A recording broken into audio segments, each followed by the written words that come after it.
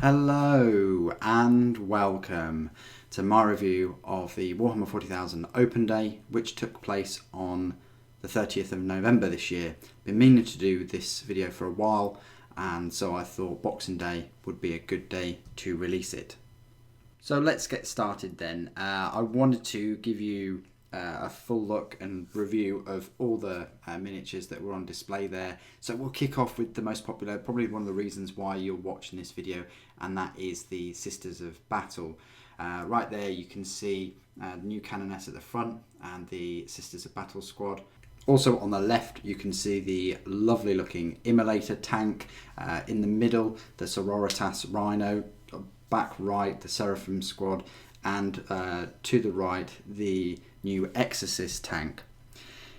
Here is a closer look at the Exorcist tank. On the left it looks absolutely fantastic. I love the torches on the over the exhaust pipes and the missiles shooting out of the organ.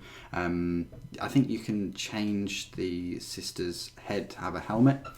Then you've got the Sister Superior Repentia. I think she used to be called a Mistress, but now she's a Repentia Superior. Then you've got the Immolator at the back, but armed with heavy bolters instead of the Immolation Flamers. You've got a Penitent Engine. I think that's just the one from the Army box set. To the left you've got a Dialogus. We'll see more of her in a moment. There's the Seraphim squad. It's a set. I think this is just from the Army box set. It's not the multi-part kit. Then you've got another view of those models and the new tanks, and again a bit of a top-down view. And then I focused on the new Sororitas Rhino. It's got so many different accessories and upgrades and things. It really does make a huge difference compared to like a normal Space Marine one. And then I wanted to give you a bit of a close-up at the new special character Junith Eruta on this large base. Looks pretty good. I would probably say she's going to be at least £30-35. Another look at the Dialogus over there, and the other Sisters of Battle squad. I think these are the multi-part kits. You can make Celestians out of them, and you can make Dominions out of them. So there's 3 different units out of this normal battle Sisters set. There's Dialogus with that Rod of Office or whatever it is. I love the writing and the fonts and things on all the scrolls and the skulls and the candles. To the left there, bottom left, you can see the Hospitaller. Lovely beautiful model on that massive base with a wounded sister with the helmet off. Looks fantastic. I can't wait to get my hands on her. One of the best looking models in my opinion of this range. Then you've got the Triumph of St. Catherine with all of those models. I think there's 6 of them in total, all carrying the bones, and they all come from the different matriarchs. Absolutely stunning model, better than I thought it would be. It is a centerpiece model. I like what Games Workshop are doing with these kind of centerpiece models, a bit like Catacross from the Ossiarch Bone Reapers. I like that kind of diorama type model, as opposed to just a single mini. On the top left there, if you can just make her out, there is a bit of a close-up coming up. That is the new multi-part Canoness model. You can change the power sword to a chain sword, the pistol to a plasma pistol, even to a Condemner bolt gun as well. Looks incredible. You can change the heads. There's the Imagifier. Again, another beautiful model. I like the fact that she's basically walking around with some kind of statue thing, unless it's hollow. Then here's a close-up at the plastic kit. So you can see there that the Immolator on the left, then you've got the Exorcist in the middle and the Rhino on the right. The Immolator there, you can see that comes with this clear plastic. I think they used contrast paints, I think, with some varnish to get that effect that they got with the stained glass windows. But no doubt they're going to have a painting tutorial at some point. There's a closer look at the Rhino with that lovely looking hunter killer missile on there as well, and she's just popped up out of the cupola there. I'm definitely going to get a few of those rhinos because there's lots of options there to modify them. Then there's that Triumph of St. Catherine. That's going to be quite straightforward to put together. You've got the 6 models around there, and then you've got a load of cherubs, and then you've got Bones of Catherine as well. Then we move on to some other models that they had on display there. So here are the Spears of the Emperor. You've got some Ultramarines, along with, you've got the Gilliman, along with some Imperial Fists. So I think these are the designers and rules writers' armies.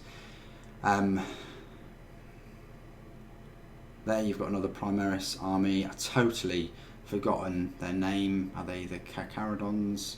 I can't remember, I'd have to look at my codex. There you've got some Black Templar, along with a sister. I don't know whether that sister's modified, but it's quite cool that she's holding a helmet. Then you've got some Gene Stealer cults, lovely purple for their skin. And then I think there's a close-up of the little Hololith map, and there's that's the Games Workshop HQ, but there are 2 rhinos on that map, whereas obviously in real life there's only 1. Then you've got some Chaos, some of the newer models like the Normal Chaos Space Marines and the Terminator. And then you've got some new models there, so you've got Mephiston at the front, you've got Jane Czar, there's Mephiston, stunning model, really like the pose as well. Then you've got Jane Czar, along with the Howling Banshees, and you've got the Eliminator models with Drazar, and some of the new models at the back, such as the Chaos Sorcerers. I like both of them with the green summoning and also with the flame or the orange. And finally, these are some pictures close-up of the new flyer for Adeptus Mechanicus. This is the Archaeopter or Archaeopter. There are 3 different build types in this kit, along with a multitude of different weapon loadouts and options. You've got the gunner there, you've got that kind of plexiglass cockpit as well. You can have different options in terms of moving the wings and the landing gear. Don't expect this to be any less than £45 or even £50. I would put money on it's going to be either £45 or £50. Can't see it being any less than that. It is quite odd. I mean, I like it overall. I think it works well with Adeptus Mechanicus, way more than like the hover tank transport thing that they did to Scorpius. I'm not that keen on I like the landing gear as well. It looks a bit like a frog, a bit like a bat, a bit like, you know, some kind of winged creature. Pretty cool. I'm looking forward to this when it comes out later. Okay, to sum up my review of the event, bearing in mind it takes me almost 3 hours to get to the event. Tickets are £20, you got the petrol, you got the actual time it takes as well. It was alright, it wasn't the best. They didn't have, well, anything new that we'd never seen before, because what Games Workshop do now in the Warhammer community is that they release all of these new models and previews and things on their community website before you even get let into the doors. I think that's quite poor, because there's room for both. There's room for avid, passionate fans taking pictures and uploading them, and people getting glimpses of them, because in my experience, leaks still happen, and leaks will always happen, and sometimes it's better. Sometimes the pictures and video that your fans and attendees of these events take are better and give you better angles than the supposed high quality pictures that they put on their website. There's room for both, and these events from now on will always leave a bitter taste in my mouth, because you're going there to see these new things in person. The seminar I felt was a joke. It wasn't prepared at all. It was just okay, fans, you give us questions and we'll answer them. 3 of the panelists were quite good in their answers, but it just wasn't worth the admission alone. No way. There was a chance of getting a Sisters of Battle model, and painting it, but the box set had come out the day before. So yeah, they had a chance at this open day, the 40k open day, to showcase lots of new models, new Titans, the Sabre tank as well. They should have had that to purchase on the day. It was just a pre-order for the week after. It got sold out within the day, but it was completely different to last year and even the year before. In a way, these events have gotten worse and worse, in my opinion. I don't know now whether I'll go to the next one. I didn't go to the Games Day. If they're going to follow suit like this, it really does kind of put me off them. Anyway, if you were there as well and you saw all the content and things, what did you think of the event? Please put your comments down below.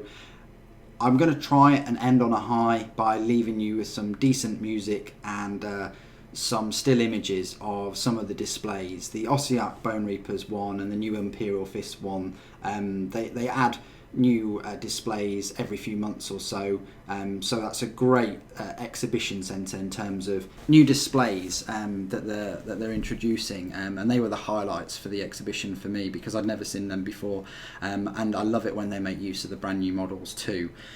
So if you can never make it over to England, to Nottingham, you're really going to enjoy this. So I hope you have an excellent rest of your Boxing Day. Thank you for tuning in today and joining me. Thank you for watching.